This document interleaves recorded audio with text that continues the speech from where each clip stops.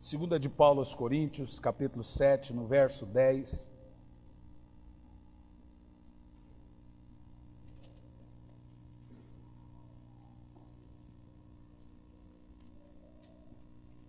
Diz o seguinte: a tristeza, conforme o Senhor, não produz remorso, mas sim uma qualidade de arrependimento que conduz à salvação. Porém, a tristeza do mundo traz morte. Senhor, fale conosco, que não seja eu quem fale, mas que seja o Teu Espírito Santo. Pai, fale ao nosso coração. Traga-nos, Senhor, a Tua palavra, o Teu entendimento e o Teu amor, Pai, em nome de Jesus. Amém.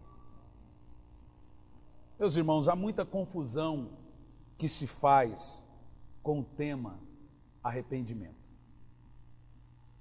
Apesar dessa palavra arrependimento ser uma palavra comum, ela é uma palavra difícil de entendimento. Há muitas pessoas que pensam que realmente se arrependeram ou estão arrependidas, mas na realidade o arrependimento ele não pode ser gerado ou ele não pode ser produzido por nós mesmos. Ninguém, a não ser por intervenção do Espírito Santo, se arrepende. O arrependimento ele é um fruto do Espírito. Como diz a Bíblia, o arrependimento é uma obra que o Senhor envia, é uma obra do Espírito Santo. Então, eu me arrependi, se não foi uma obra do Espírito, nunca houve arrependimento. O arrependimento, ele desemboca em liberdade. O remorso produz escravidão. O arrependimento, ele traz vida. O remorso, ele traz morte. O arrependimento, ele tem basicamente 3 elementos fundamentais. Agora preste atenção. O arrependimento, ele tem, por exigência, 3 elementos fundamentais. Tem que ter. Primeiro, que o arrependimento ele é necessário para a salvação. O arrependimento ele é necessário para a conversão. O arrependimento ele é necessário para ser aceito pelo Senhor. E Jesus Cristo vai dizer: se vós não se arrependeres, se vocês não se arrependeres, todos de igual modo perecereis.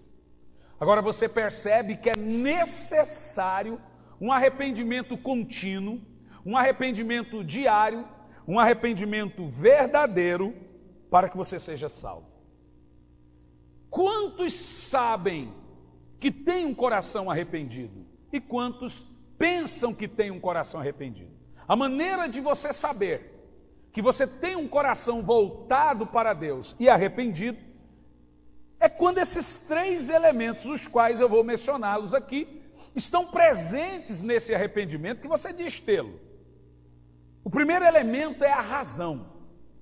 O segundo elemento é a emoção. E o terceiro elemento é a volutividade, é a vontade. Agora perceba você que o arrependimento ele tem que ter esses 3 ingredientes necessários para você saber se você é uma pessoa que tem um coração quebrantado e arrependido para Deus. Um cristão, por natureza, ele tem que ter um coração de carne, não um coração de pedra. O Senhor disse que a primeira coisa que Ele faz no seu novo nascimento, Ele diz: vos tirarei o coração de pedra e colocarei um coração de carne. O cristão, então, ele tem que ter um coração mole, ele tem que ter um coração arrependido. E esse arrependimento é um mover diário. Cristão não pode ter coração duro, ele tem que ter um coração quebrantado. Eu costumo dizer que Deus só pode usar um homem grandemente depois de quebrantá-lo grandemente. O arrependimento é uma necessidade. E a grande necessidade, e a maior necessidade na sua fé é saber que você tem um coração inclinado para Deus, um coração quebrantado e um coração arrependido. Quando você tem um coração arrependido para Deus, você tem um coração arrependido para a esposa, você tem um coração arrependido para o esposo, você tem um coração arrependido no que tange a todas as áreas da sua vida. Por isso que ter um coração de carne e não de pedra é necessário no quesito fruto do Espírito. Mas para isso tem que esvaziar do ego, do eu, do orgulho, se sujeitar à palavra de Deus. Em primeiro lugar, então, vem a razão. Isso indica que arrependimento é mudança de mente. Suas razões terão que ser completamente mudadas. O que você pensava depois de ter um coração arrependido não pode ser mais o que você continua pensando. Ou seja, as suas razões, as suas faculdades, elas têm que ser completamente mudadas durante esse processo de arrependimento. O arrependimento ele é completamente racional. Você sabe e você tem convicção racional dos seus atos perante Deus. Você terá que mudar agora as suas convicções, aquilo que você pensava deverá ser completamente mudado. Abre parênteses. Um pastor meu me mandou uma mensagem lá de Brasília. Os irmãos sabem que nós temos uma igreja em Brasília. E ele disse que um amigo dele pregou no final de semana passada a mensagem de casamento e divórcio e novo casamento. A mesma mensagem que eu preguei, ele pediu, assistiu e repregou. No final do culto, tinha uma moça que estava noiva do rapaz. E ela virou para o rapaz e disse: não vou me casar com você, porque eu não quero viver em adultério. Nesse ponto ainda tem tempo, né? O rapaz tentou argumentar, falou assim: mas você não ouviu o que o pastor falou? Você foi traído? Não, não fui. Você, não sei o que, não. O que aconteceu? Não, eu que traí, mas eu quero recomeçar minha vida. Falei: então, pois bem, eu sou virgem, nunca me casei e não vou casar com você, porque eu não quero viver em adultério. Você sabe o que o rapaz fez? Foi atrás do pastor dentro da igreja, com um pedaço de pau, e espancou o pastor dentro da igreja.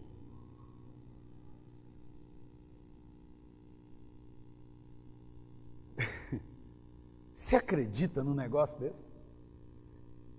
É claro que a igreja toda viu que o pastor estava falando a verdade e o rapaz só provou para a moça que ela não jamais podia casar com um psicopata desse. Ou não é? Ou seja, o que acontece hoje na igreja de Jesus é que a igreja está mudando a posição das pessoas, mas não está afetando o seu conteúdo. Quando você afeta o conteúdo de uma pessoa? Com correção, com disciplina, com amor sim, mas com confronto. O confronto ele passa a ser necessário para você revelar se o coração da pessoa é de pedra ou é de carne. Enquanto você não confronta a razão da pessoa, você não sabe se o coração dela é de pedra, que é o coração do mundo ainda, ou é de carne, no caso, o coração transformado pelo Senhor. Se ela tem um coração arrependido, se ela tem um coração quebrantado, ou se ela realmente é cheia das suas razões do eu acho e do eu penso. Então o arrependimento, ele vai exigir a razão, porque uma pessoa com coração arrependido, inevitavelmente, ela terá uma mudança de convicções. Eu ouvi uma frase essa semana, eu achei fantástico. Uma pessoa sábia, sempre quando aprende, muda de opinião. O tolo nunca muda. Quando você vê uma pessoa por orgulho não mudar de opinião, quando é convencida do contraditório, ela tem um coração totalmente duro. O tolo nunca muda. Você nunca vai ver um tolo mudar convicções, atitudes e meios. Tolo não se transforma, se acostuma. Em segundo lugar, então, vem a questão da emoção. É necessário, meus irmãos, que você tenha um coração com esses três elementos. Que você tenha um coração voltado para aprender, para você saber se o seu coração contém o arrependimento diário, a emoção. Isso fala, como nós lemos aqui, da tristeza que Deus envia. A demonstração do fruto do Espírito, a demonstração do fruto do Espírito é você se entristecer pelo seu erro. Você quer saber se as suas emoções são inclinadas para Deus? O que você sente depois que você peca? Nada. Suas emoções não estão inclinadas para Deus. O apóstolo São Paulo diz, porque a tristeza que Deus envia. É óbvio que um cristão com coração de carne, um coração transformado, os irmãos entendem a anedotazinha que eu estou falando? Coração de carne, coração de pedra, todo mundo tem coração de carne naturalmente. Eu estou falando da questão espiritual. Quem não nasceu de novo tem um coração de pedra. Quem nasceu de novo tem um coração de carne, um coração mole. No caso aqui das emoções, o Senhor envia para você uma tristeza abismal quando você peca. Ele vai dizendo, olha o que você está fazendo, meu filho, isso não é certo, isso não é correto. Uma pessoa com coração duro, Toninho, ela nunca vai sentir dor, tristeza pelos seus atos. Então, a questão da emoção é necessário, você tem que sondar o seu coração para saber se as suas emoções estão inclinadas para Deus. Você não pode pecar e sair por aí agindo como se nada tivesse acontecido. Isso mostra que você não está inclinado à vontade de Deus e que você ainda é uma pessoa carnal e que se morrer vai para o inferno. O problema de Deus conosco nunca foi nossos pecados, e sim nossa falta de sinceridade em reconhecê-los. Grande parte das pessoas não são sinceras com Deus.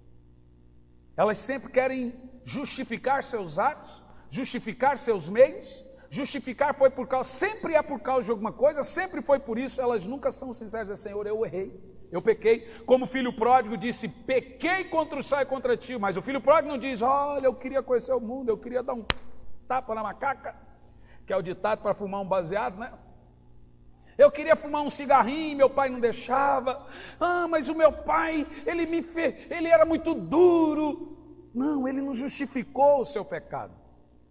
Ele saiu de casa, ele aprendeu a fumar, aprendeu a beber, ele aprendeu a jogatina, ele aprendeu a prostituição, ele agora estava distante dos olhos do pai, e ele aprendeu tudo isso muito longe do pai.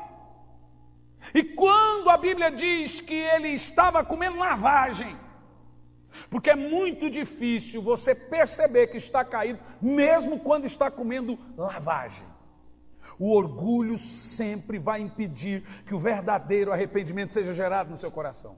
Mas o filho pródigo, quando estava comendo lavagem de 4, ele caiu em si. Esse termo caiu em si é tremendo para o cristão. Quantos aqui nessa noite têm caído em si? Você sabe o que é cair em si? O que eu estou fazendo da minha vida? Você sabe o que é isso? É se inclinar completamente para a realidade da sua vida. Agora você está se vendo como Deus te vê. Você tem que cair em si. Nós conversamos com pessoas que todo mundo está vendo que a vida dela é um peteco. Normalmente eu conto a história do espelho nessa história. Eu costumo dizer que todo mundo precisa de 3 coisas básicas: água limpa, espelho e luz. Água limpa é o seguinte: lá em Caldas Novas tem as piscinas hidrotermais, as maiores da América Latina. Caldas Novas é muito lindo, é um paraíso. E eu lembro quando o meu sobrinho Pedro era menorzinho, ele entrava de fralda dentro da piscina. E aí um dia nós entramos e começou a ficar tudo azul em volta. Eu olhei, eu saí correndo, falei, esse filho não é meu. Esse menino fez xixi na piscina. E o pai dele que corre para o meio do azul. Irmão, e o povo foi olhando e o menino foi ficando sozinho ali no meio do azulzinho, que a piscina tem um negócio lá que se fizer xixi fica tudo azul em volta de quem fez. E eu saí, né? Mas todo mundo percebeu que era um bebezinho que estava ali de fralda e tal, né? E aí ele pegou o bebê com a fralda lá e deu nisso. Mas na água limpa, nada fica escondido. Se você pegar uma água cristalina e qualquer sujeira cair nela, será perceptível. Nós precisamos de água limpa, da pureza do Espírito Santo, que vai revelar os nossos atos, que vai revelar que a nossa vida precisa ser purificada. Às vezes a continuidade na igreja, o avanço na igreja, o estar vindo no culto e ouvir mensagens nos traz um certo engano de que as coisas às vezes estão boas. Pois bem, deixa eu te dizer uma coisa, se a sua vida espiritual de oração, de intimidade com Deus e leitura da palavra não está bem, não tem nada bem mesmo você vindo na igreja. Se você não é um cristão de profunda intimidade com Deus, a sua vida espiritual não está bem. E se sua vida espiritual não está bem, nada estará bem. Nós precisamos de água limpa do Espírito Santo. Mas nós também precisamos de luz. Quando você sai de casa, o que você faz? Do lado de dentro você apaga as e do lado de fora? Por que a gente acende luz? Quando eu era criança eu não entendia. Por que o meu pai, quando vai dormir, acende a luz do lado de fora? Hoje eu sou dono de casa. Eu entendo. Por quê? Porque nas sombras todos os monstros aparecem. Quando você tem luz, nada fica escondido. Eu costumo dizer que o bege no escuro fica branco. Todo mundo se acha crente quando não tem confronto. Todo mundo se acha santo quando não tem luz. Todo mundo acha que as suas vestes são brancas, estão alvas como a neve, quando não tem a luz do Espírito Santo, os olhos do Senhor refletindo assiduamente em cima dele. O bege no escuro fica branco. A igreja, de modo geral é muito, mas grande parte da igreja não estão vendo os seus pecados, porque também está faltando a aproximação da santidade de Deus.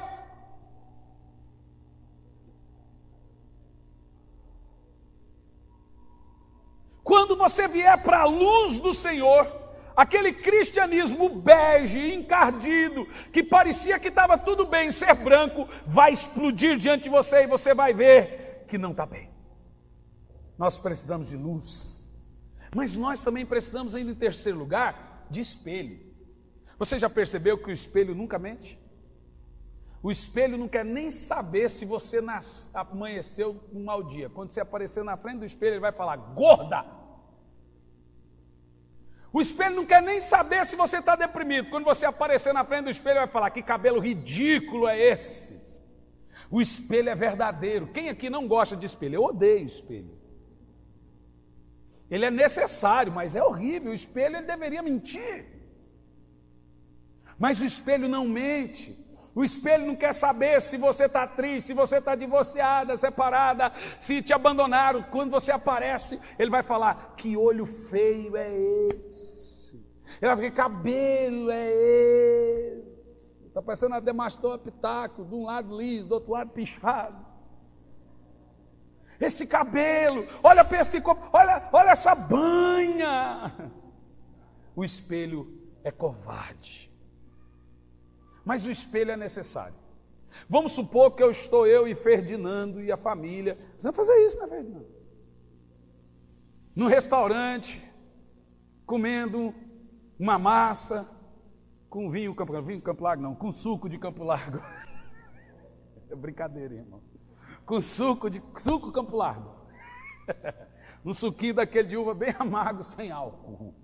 Viu, amada igreja? E aí, de repente, a Mônica vai na casa de banho, como se fala banheiro em Portugal. Na casa de banho, com a minha esposa, porque a mulher não vai no banheiro só para fazer necessidade, ela vai para conversar também. E elas vão lá e se encostam na parede e ficam conversando. E eu estou gripado, de repente começa a escorrer o negócio que é assim. E o Ferdinando, sem graça, não tem coragem de me falar. E eu estou conversando, o negócio não escorrendo aqui. O que está faltando para mim? Mas o meu espelho está no banheiro conversando.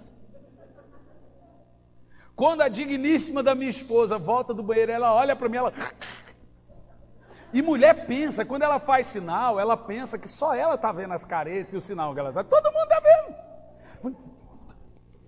Aí ela pega...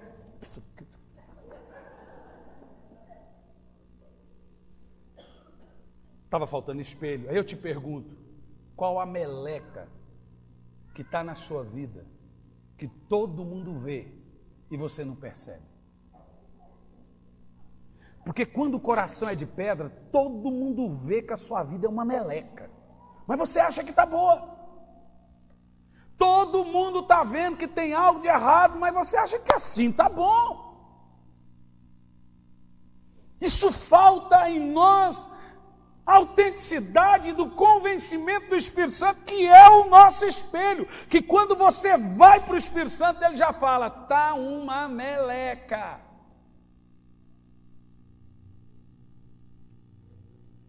Então a demonstração do fruto do arrependimento, a demonstração do fruto do arrependimento é se arrepender do pecado. Enquanto você não tomou postura de se entristecer pelos atos que você comete, você ainda não se arrependeu.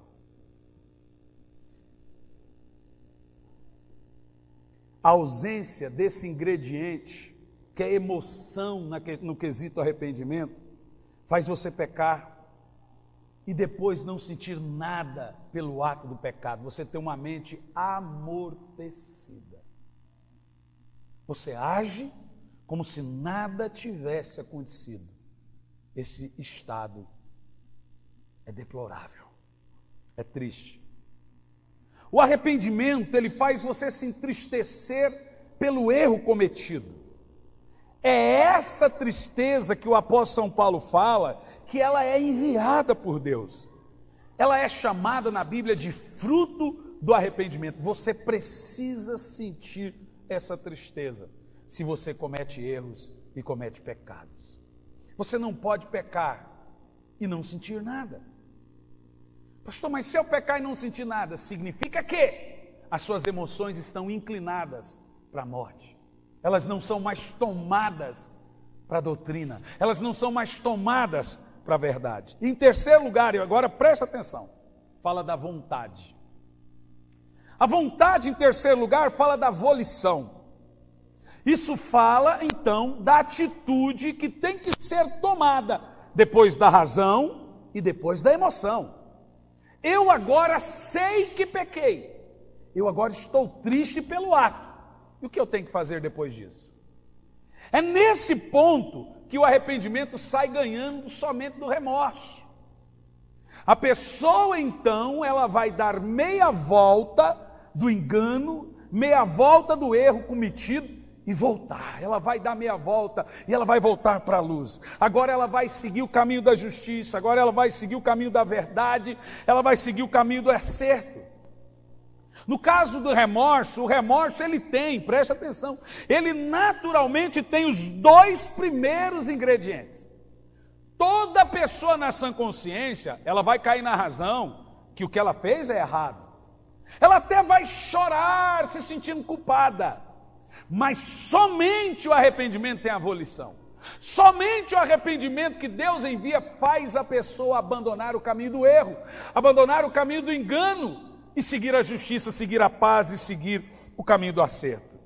No caso, o remorso tem razão, mas a pessoa pode até estar convencida que errou. O remorso também vai ter emoção. No caso, ela pode até se entristecer pelos seus pecados, mas no remorso a pessoa não toma o caminho do acerto. No remorso a pessoa não volta. Ela não segue o rumo da justiça e ela não irá tomar o caminho da verdade. Então nós temos exemplos claros na Bíblia. Por exemplo, eu quero que você preste bastante atenção. Pelo menos 7 vezes na Bíblia nós encontramos a frase eu pequei, de pessoas reconhecendo seus pecados e não sendo perdoadas. Das 7 vezes que nós encontramos na Bíblia, que eu quero tomar emprestado um sermão de Charles Haddon Spurgeon, para apenas mencionar esses 7 ingredientes aqui, desses 7 tipos de pessoas, que dizem a frase eu pequei, das 7, somente 2 são aceitas. Então escute o que eu vou te dizer. Você pode dizer eu pequei. Você pode dizer eu sei que eu estou fazendo algo errado. E mesmo assim não ser perdoado. E o exemplo que eu quero te dar é básico. Por exemplo, Charles Haddon Spurgeon fala então de 7 textos na Bíblia de pessoas que cometem delitos na Bíblia e confessam e reconhecem seus pecados e não são aceitas. O primeiro personagem aqui, ele chama de pecador endurecido, que está em Êxodo 9:27, que fala de Faraó. Quando o Faraó, a Saraiva caindo e o pau quebrando, Faraó desesperado e o Egito, irmão, você imagina, esse negócio em Campo Largo causou um pavoroso, imagina no Egito, foram 7 iguais esses, terminando com todos os primogênitos morrendo, e 1000 vezes pior. Só que lá não foi bola de gelo, foi bola de fogo, então ele caía, pegava fogo também. Pense. Então, no caso, quando o Egito estava sendo devastado pelas pragas, Faraó olhou para Moisés, isso está em Êxodo 9:27, e disse: pequei contra Deus. Esse é um tipo de pecador que ele só se arrepende quando, escuta, quando ele enfrenta um terror, quando ele passa por luta, quando ele passa por tempestades, diante de momentos difíceis da sua vida, diante das tormentas. Esse é o tipo de pecador que logo quando a coisa desanda ele fala: Senhor, eu estou em pecado, me perdoa. Porém, quando passam os problemas, o seu coração volta a se endurecer. Olha que terrível. Quando não vê mais Deus na vida dele, ele entra em desespero. Mas quando Deus perdoa e passa os problemas, ele não se vê mais ameaçado, ele logo volta a ser o mesmo pecador de sempre. O segundo tipo de pecador que Charles Spurgeon menciona em seu sermão está em Números 22:34, fala do homem dúbio, o homem de 2 personalidades, 2 caracteres. É Balaão. Você se lembra de Balaão? É o profeta burro que falou com o burro profeta. Você se lembra dele? Portanto, Balaão, ele estava subindo no monte para amaldiçoar a nação de Israel. Ele recebeu uma grande quantia de dinheiro para fazer isso. No meio do caminho, o burrinho que ele estava montado empacou. E começou a falar com ele. Você vê que a Disney puxou da Bíblia, bichinho falando. Ei! E ele batendo no burrinho, batendo no burrinho, batendo no burrinho. O burrinho falou: o que você está me batendo? Você está me batendo e eu te protegendo?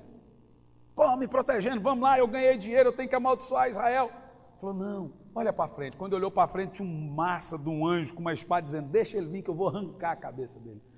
O burrinho estava protegendo o Balaão e o Balaão batendo no burrinho. Quando o Balaão viu o anjo, ele caiu no chão. E ele diz a frase, está em Números 22:34, eu pequei. As características desse homem dúbio, do falso arrependimento, que ainda finge que se arrepende, mas tem um coração de pedra, é o seguinte: quando ele é confrontado, você pensa que esse tipo de gente mudou. Quando você confronta ele, ele demonstra que ele está errado, você pensa, mudou agora. Aí ele vai falar as coisas mais lindas, mais maravilhosas, que vai realmente parecer que é um verdadeiro arrependimento. Quem conhece gente assim não responde. Mas na realidade, esse personagem do homem dúbio, do falso arrependimento que Spurgeon menciona aqui, ele tem um coração inclinado para 2 questões. Ele tem um coração inclinado para o bem e para o mal. Quando lhe convém, ele se inclina para o bem. Quando lhe convém, ele se inclina para o mal. Então no domingo ele é o crente mais santo da igreja, em lágrimas, confessos e até arrependido. Mas segunda-feira é o pior tipo de gente do mundo. Se for patrão, ele é o pior patrão. Se for empregado, ele é o pior empregado. É o homem dúbio. Ele faz tudo que o mundano faz no mundo e faz tudo que um crente faz na igreja. Você conhece gente assim? Não responda. Guarde para você. Quando ele está longe da igreja e dos irmãos, ele dança de acordo com a música. Se é para beber, bebemos. Se é para fumar, fumamos. Se é para jogar baralho apostando dinheiro, jogamos. Se está entre os irmãos é para orar, oramos. Ou seja, de dia é de noite, Maria, como é que é? De dia é João. Como é que é essa piada aí que é antiga? De dia é Maria e de noite é João. É o crente Raimundo. Pé na igreja, outro no mundo. É o crente celular, sempre chiando e fora de área.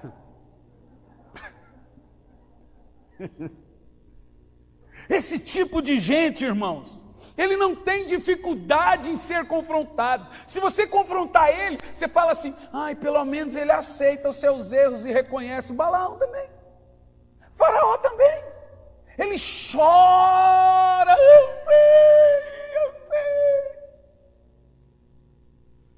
Na igreja ele é o maior de todos os crentes, no mundo o maior de todos os mundanos. Ele é o homem de duas caras e duas mentes. Ele sempre terá duas disposições. Por mais que a Bíblia diz que ninguém pode servir a dois senhores, ele serve vários senhores. Você lembra de Balaão? Ao mesmo tempo que ele disse para o rei, você não pode lutar contra o Deus de Israel. Balaão profetizou a volta de Jesus. Eu o vejo não de perto, eu te contemplo, mas só de longe. Ao mesmo tempo que ele profetiza a volta de Jesus, ele desce e diz para o rei de Moabe, vou te dar uma dica, você não pode entrar em guerra contra Israel que você vai perder, Deus está com eles. Mas manda o povo de Israel dormir com as moabitas. Porque se eles se prostituírem, eles perdem o favor de Deus. Olha que diabólico. Ao mesmo tempo que ele era um profeta, que disse, eu pequei, ele dá o pior de todos os conselhos para o rei. Nenhuma confissão de pecados pode ser genuína, a menos que seja feita de todo o coração. É inútil você dizer, eu pequei, eu sei que eu estou em pecado, e continuar em pecado. O arrependimento precisa ser na prática. Ele precisa vir do coração, ele precisa vir de quebrantamento, ele é gerado do Espírito Santo, ele é necessário para um avivamento na sua vida, na sua casa, e vai por mim. Eu creio que esse país, antes da volta de Jesus, vai viver um verdadeiro e genuíno arrependimento, que vai render a igreja aos pés do Senhor, abolindo a prostituição. Eu creio nisso e verei isso. Eu não falei de prostituição carnal, falei de prostituição religiosa. Nós estamos orando por isso. É impressionante que parece que alguns homens nasceram com duas personalidades. Você conhece gente parecida assim? Não responda, responda para você. Há muita gente como Balaão, que é capaz de operar milagres, de curar enfermos, de pregar sermões que fazem grandes públicos chorarem, mas ao mesmo tempo há algo neles que revela um caráter repugnante e nojento do pecado, tão grande que dá nojo. Há pessoas com enorme ministério, mas com uma falha no caráter do mesmo tamanho.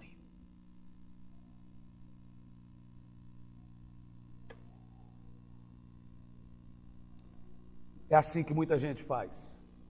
Oferece sacrifício no altar de Deus e do diabo ao mesmo tempo. Cultuam a Deus e seus prazeres ao mesmo tempo. Adoram a Deus e seu ego, e seu acho, e seu isso, seu orgulho ao mesmo tempo. É inútil você dizer eu pequei, a menos que isso tenha sido dito de todo o seu coração. Balaão disse a frase eu pequei. Mas essa confissão desse personagem não tem nenhum proveito. Em terceiro lugar, Charles Spurgeon fala do homem insincero. Está registrado em 1 Samuel 15:2, que é Saul. Então disse Saul a Samuel, quando Samuel disse, Deus te abandonou, Saul disse, eu pequei. E as características do pecador insincero, dessa confissão que não é sincera, não é como Balaão. E por quê? Até certo ponto ele é sincero. Ele vai até o meio. Ele é sincero sobre duas coisas. Mas um homem que é justamente oposto da sinceridade. É muito difícil para um profeta, para um homem de Deus, para um pastor lidar com esse tipo de gente. Porque a gente não pode julgar o coração das pessoas e você não sabe o que está no coração das pessoas. Mas é nesse ponto que a Bíblia diz, pelo fruto conhece a árvore. Sabe que fruto é esse? É pelo fruto do Espírito que você conhece o cristão. Mas a única maneira de você revelar o que está no coração da pessoa é fazendo sair pela boca. Porque a boca fala, é saindo pela boca que você conhece o que está no coração.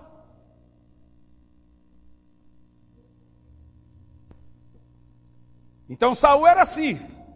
Samuel o reprovou e quando ele foi reprovado, quando ele viu que ele se perdeu, ele disse, eu pequei.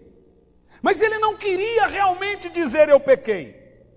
Porque se você ler o verso inteiro, ele vai justificar. Olha o que Saul diz. Eu temi o povo, que era uma desculpa ridícula. Saul não tinha medo de ninguém. Saul matou todos os sacerdotes com a própria espada. Porque não quiseram entregar Davi, ele matou todos. Então ele não tinha medo de ninguém, então ele não temeu o povo não, ele estava justificando. Como Samuel não era Deus e não podia sondar o coração de Saul, Samuel caiu na conversa. Desculpa.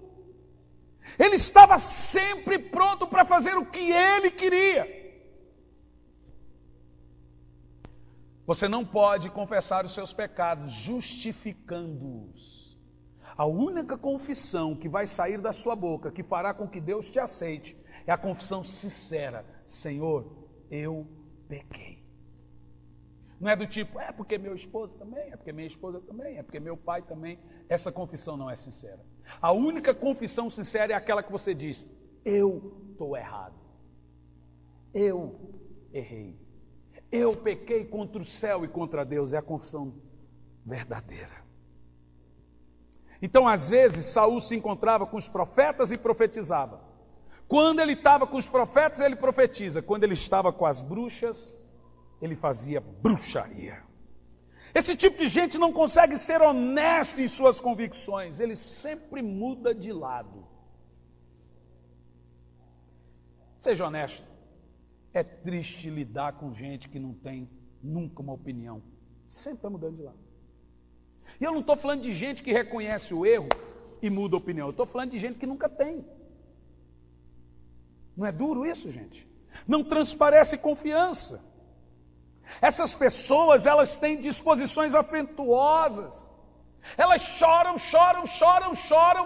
mas com a mesma rapidez que a lágrima vem, ela vai. Com a mesma força que ele produz as lágrimas, ele as faz secar. Tão rapidamente, quando ela foi produzida, ela se secou. Ele tem um coração que não é um coração sincero. Muitos fazem isso. Curvam suas cabeças na igreja. Temos errado. Estou em pecado aqui hoje. Muita gente faz isso.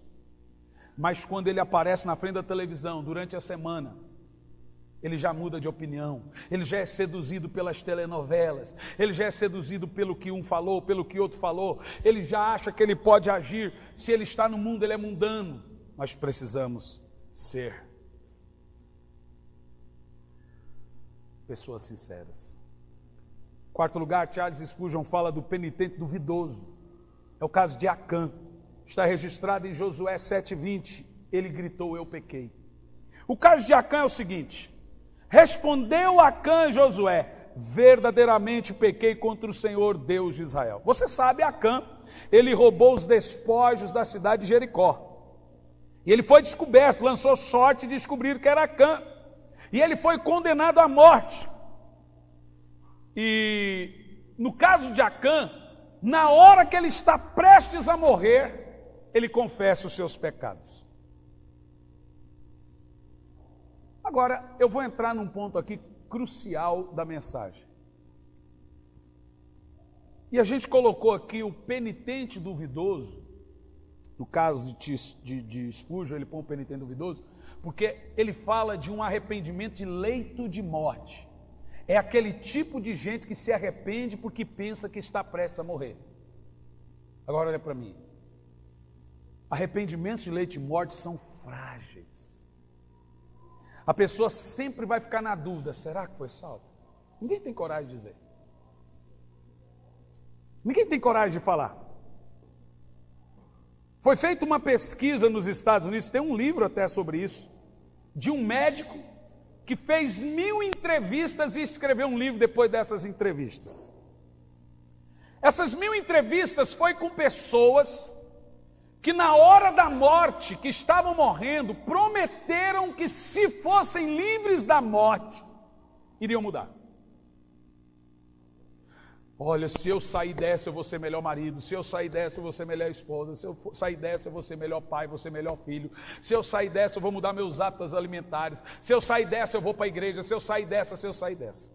Nessa pesquisa desse médico ele conta o seguinte, que das 1000 pessoas que prometeram mudar, porque estavam prestes a morrer, 90%, claro, todas as 1000 escaparam da morte. A entrevista é com quem escapou da morte. 90% dos entrevistados voltaram pior da morte.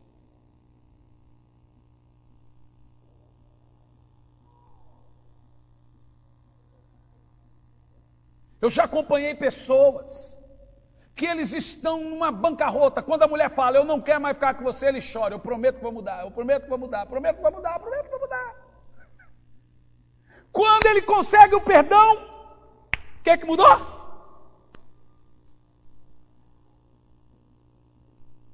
O penitente duvidoso, irmão, é uma coisa terrível. Fazer uma promessa de mudança quando as coisas estão mal, quando você está prestes a morrer, quando alguém na sua casa está prestes a morrer, quando você fala, agora não tem mais jeito, é frágil. Então as características do penitente duvidoso é um arrependimento do leito de morte. Todos ficarão duvidando se essa pessoa que se arrependeu só na hora da morte realmente foi salva. Eu acredito que sim. Mas é duvidoso. E se ela escapa da morte, grande parte desses, como já foi mostrado em pesquisa, voltam até pior. Não espere você estar numa cadeira de roda para fazer promessas a Deus. Não espera você estar num dia à tarde, como outro qualquer, vindo de uma viagem e tal, e o seu carro capotado ou acidentado na beira do trânsito, e a sua vida vem toda na sua frente. Senhor, se eu escapar disso, eu prometo isso. Não entre por esse caminho. Se você tem promessas a fazer ao Senhor, faça-o agora. Fala, Senhor, nada aconteceu de errado comigo, não tem uma doença. Olha, tivemos foi um cataclismo. O que aconteceu em Campo Largo foi um cataclismo. Mas nada demais aconteceu com nenhum de vocês no que tange a sua saúde e a sua vida. Mas se fosse um terremoto, como acontece todo dia, você iria fazer promessas a Deus? Não espere o ebola, a doença, o acidente, não espere a virose, o cataclismo, o tufão, o terremoto vir. Faça promessas a Deus enquanto vai tudo bem na sua casa. Prometa ser um bom pai, um bom cristão, uma pessoa temente a Deus, que cultua a Deus frequentemente, antes da dor, porque arrependimentos da dor são muito frágeis. Serão duvidosos. As suas emoções podem ser tomadas. Eu conheço uma história, não vou citar nomes, de 2 pastores que eram muito brigados por causa de uma grande divisão que aconteceu nas suas igrejas. O pastor sênior saiu da cidade, foi para uma outra cidade abrir igreja. E ele abriu uma mega igreja em outra cidade. E deixou o seu copastor na cidade. É como eu Deus fala assim: Hernandes, seu tempo em Campo Largo deu, vai para outro lugar, plantar uma nova igreja, eu deixar aqui o meu co-pastor. E aí ele foi para outra cidade. Nesse período, o pastor que ficou nessa cidade lá, que foi co-pastor da igreja, que foi plantada e tudo, decidiu dar o golpe de Estado na igreja. Falou: a partir de hoje a placa é essa, nós somos outra igreja, e quem está comigo diga amém, quem não está vai te catar. E deu o golpe. Tomou a igreja. Né? Ele agora era o pastor, falou: agora a igreja é essa. O nome disso é divisão. O que vem de cima para baixo não é divisão, de baixo para cima é divisão. Eu nunca poderia chegar a partir de hoje nós não somos mais comunidade alcance. Se não viesse do pastor Luciano, seria divisão. Como veio dele, veio de cima para baixo, é multiplicação. Entendeu a diferença? Então, num dado momento, o pastor que ficou e dividiu a igreja, o filho dele sofreu um acidente gravíssimo. E agora esse filho dele estava entre a vida e a morte. Esse pastor então liga para o outro: fulano, eu quero te pedir perdão. Pelo amor de Deus, me perdoe. Eu queria que você viesse aqui, eu quero te pedir perdão em público. O outro pastor lá, muito amigo meu, homem de Deus, falou assim: não faça isso. Pedir perdão e arrependimento na hora da dor é frágil. Você é tomado pela emoção e não pela razão.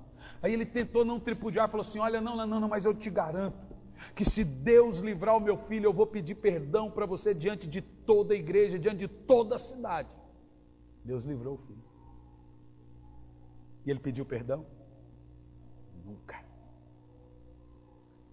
Porque arrependimentos na hora da dor, arrependimentos na hora do medo, na hora de doença, no leito de morte, são frágeis. E quando a razão volta, tudo que você prometeu quando estava fragilizado, você não consegue cumprir. O arrependimento ele tem que ser racional. Você tem que fazer promessas a Deus enquanto vai tudo bem na sua casa. Proponha mudança. Ou você espera estar numa cadeira de roda, doente, num tufão, ou no meio de uma coisa, ou de qualquer doença, para prometer a Deus qualquer coisa.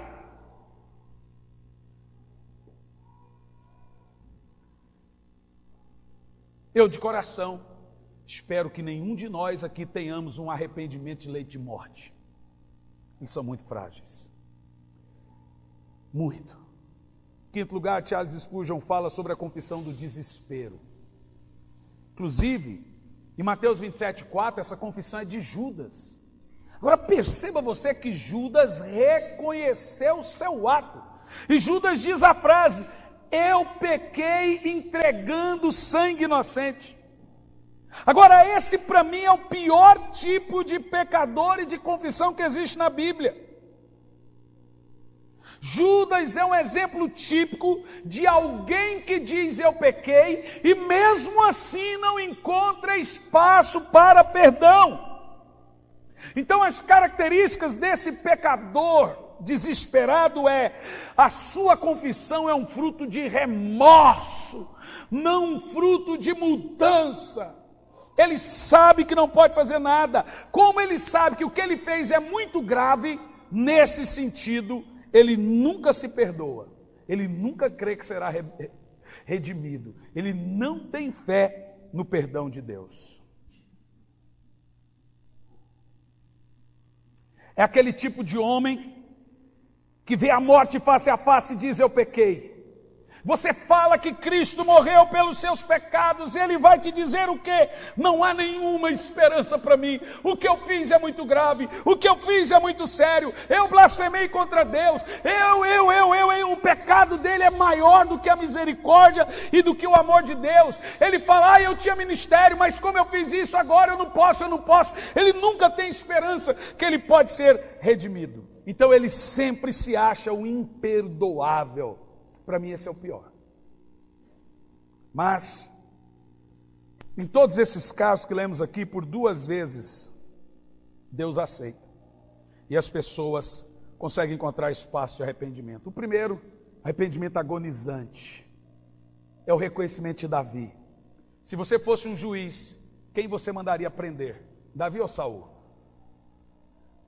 Saul pecou no coração. Davi... Ô, irmão, eu não só prenderia Davi, se tivesse pena de morte, eu mandaria matá-lo.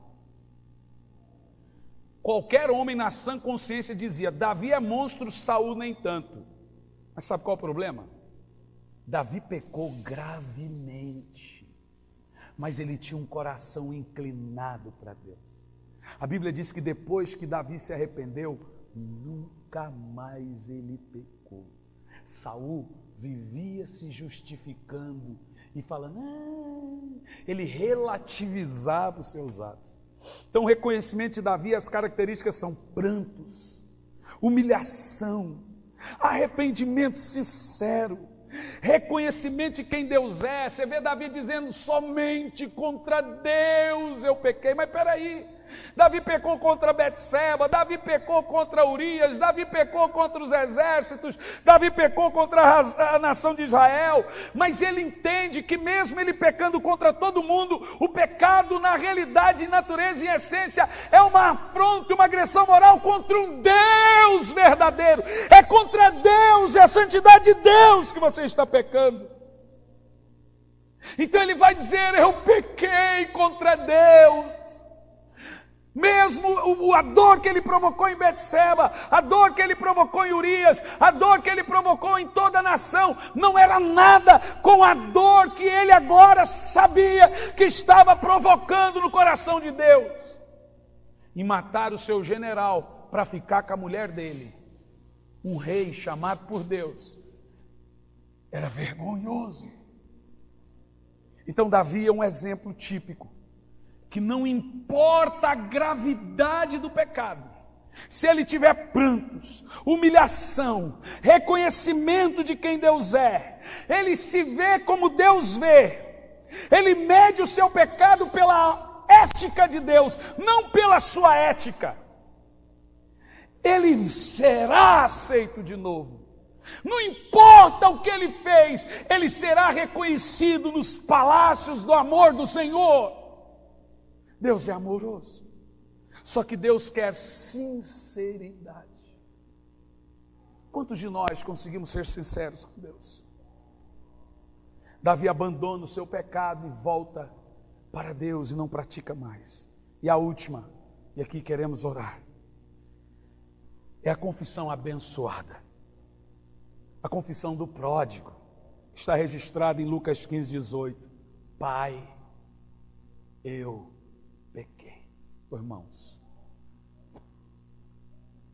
Irmãos, eu já fiz essa oração tantas vezes. Eu não conheço um cristão que não tenha o coração de carne.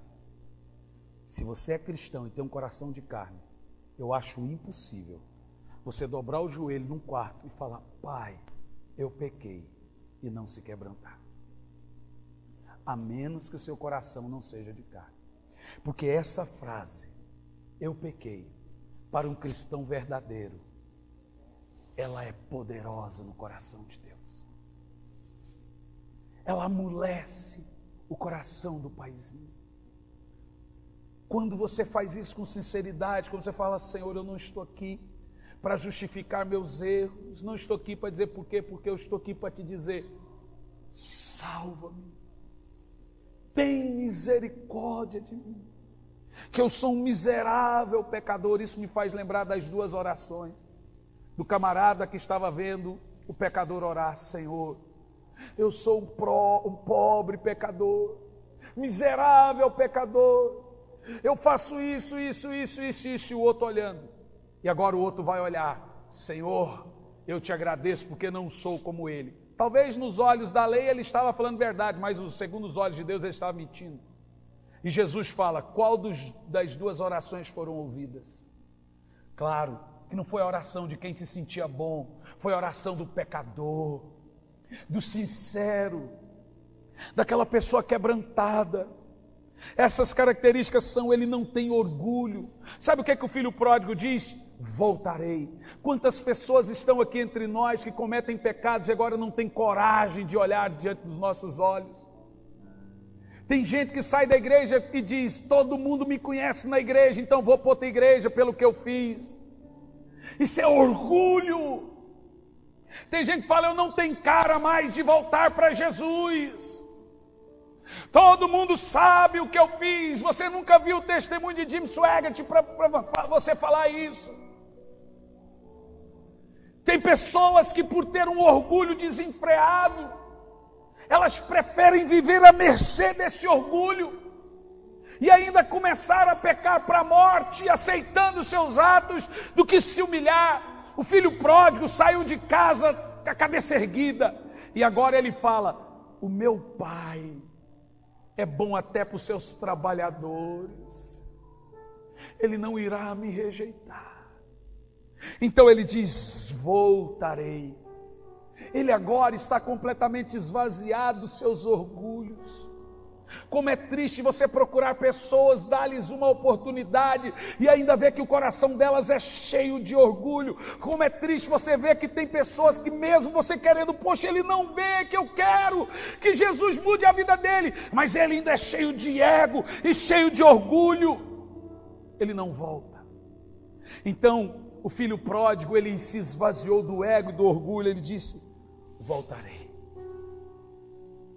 Voltarei.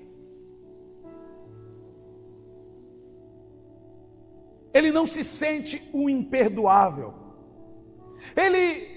Agora ele diz, o meu pai pode me perdoar. Ele tinha conhecimento de que era o pai dele. E agora ele também não tem uma visão distorcida do seu pai. O meu pai é bom até para os seus trabalhadores. Se eu voltar hoje, ele me perdoa e ele me aceita. Em terceiro lugar, ele disse, levantarei e voltarei. E ele volta. Não adianta você dizer, vou mudar e nunca mudar. Não adianta você dizer, vou voltar e nunca voltar. Você tem que se levantar. Você tem que chegar. E olha, eu posso imaginar ele chegando maltrapilho. E o pai não tripudia. Você não vê o pai dizendo, eu te disse. Você não me ouviu. Ninguém, irmãos, quando alguém pede perdão, pode tripudiar, isso isso é o pior pecado de que uma pessoa pode cometer, é tripudiar sobre alguém que lhe pede perdão. O pai simplesmente veio e o abraçou, sem demonstrar nenhum orgulho, nenhum ego, e disse, eu vou fazer uma festa para você, porque você estava morto, mas reviveu, estava nu, estava perdido, mas foi achado. E sabe, quando eu concluo essa história, eu falo dos dois filhos pródigos. Porque eu tenho o filho pródigo perdido na casa do pai e eu tenho o filho pródigo perdido no mundo. O que estava no mundo conhecia mais o pai do que quem estava na casa. Porque o que estava na casa disse, estou há tanto tempo convosco que não me destes nada. Mentira! O que estava na casa tinha uma visão distorcida do pai, via o pai como um aproveitador, via o pai como isso. Normalmente, quando nós nos acostumamos com pessoas que amamos, nós não vemos o seu valor.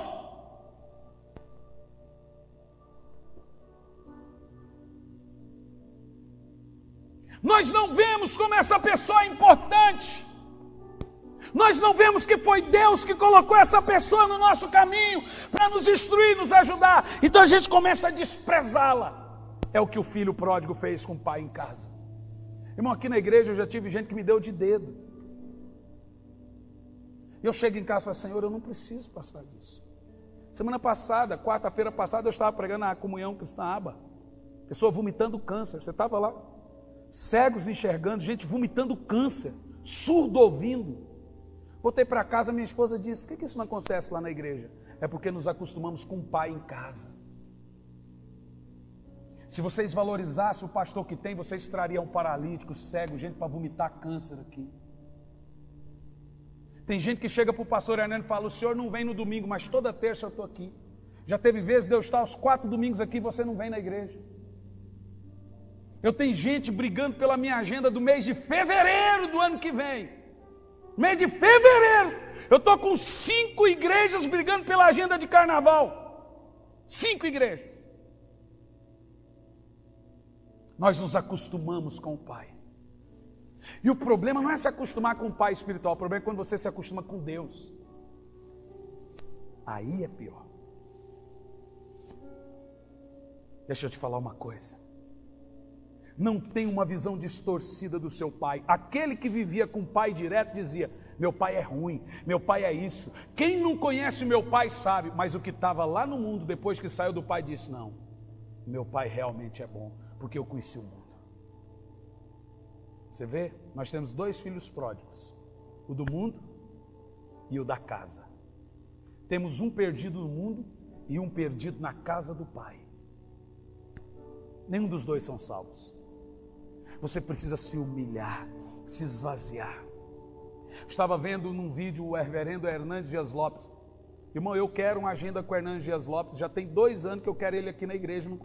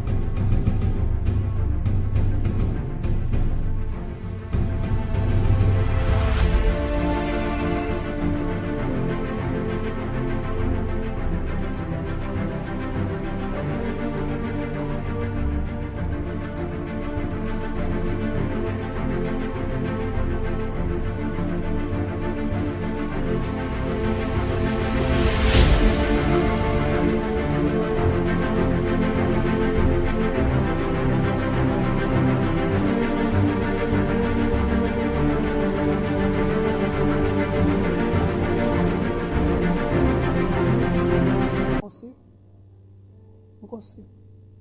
E tem um vídeo dele chorando para a igreja dele: irmãos, eu estou aqui, vocês não vêm ouvir eu pregar. Ele tem um culto de ensino e ele falando que vai 40 pessoas. Irmão, eu estou falando do maior mestre que essa nação tem.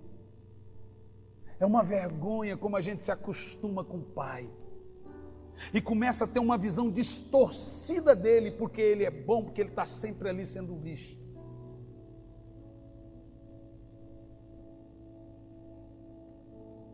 Nós precisamos mudar. E aqui eu quero concluir. O arrependimento, ele precisa ter um ciclo completo. Para ser arrependimento, ele tem que ter razão, ele tem que ter emoção, e ele tem que ter o quê? Vontade de mudar e mudar. Decidir e mudar. Quem aqui quer mudar? Fique em pé no seu lugar.